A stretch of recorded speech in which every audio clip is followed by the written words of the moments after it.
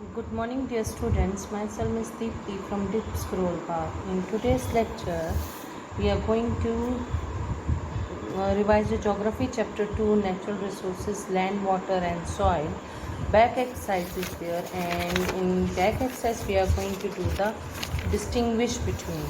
So, first of all, distinguish between is thickly populated area and sparsely populated area. Thickly populated area, those areas where a large number of people live at a small area are known as thickly populated area, whereas though sparsely populated area, those areas where very less number of people live at a large place is known as sparsely populated area. Thickly populated area, point number 2 is people live here as climate is suitable for them, soil is fertile and they have all facility for the betterment for their betterment. Whereas in the sparsely populated area, here there is a lack of facility, climate is harsh and soil is not fertile, so people does not live here.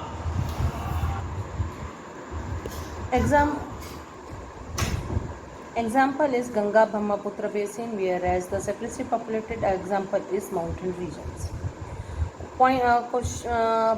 Second is the distinguish between the soil formation and soil erosion. It is a making of soil erosion. It is removal of the top layer of the soil.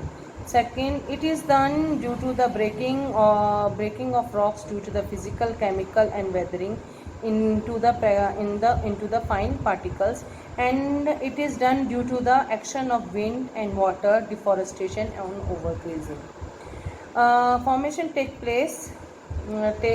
time to form soil, and whereas soil erosion is done very fastly. Third is the distinguish between groundwater and surface water. Groundwater, the water that is found on inside the earth is known as groundwater, whereas surface water, the water that is found on the surface of the earth is known as surface water. Groundwater is very highly mineral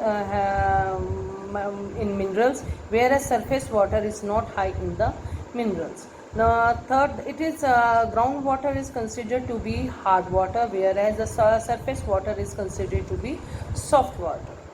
Fourth point is the bedrock and parental rock. Bedrock, the underlying rocks are known as the bedrock, whereas the parental rock, the rocks which are the rocks from which soil is formed are called the parent rocks. Third is subsoil and true soil. Subsoils, it is the soil that is below the topsoil, and true soil, top layer of soil and subsoil together form it.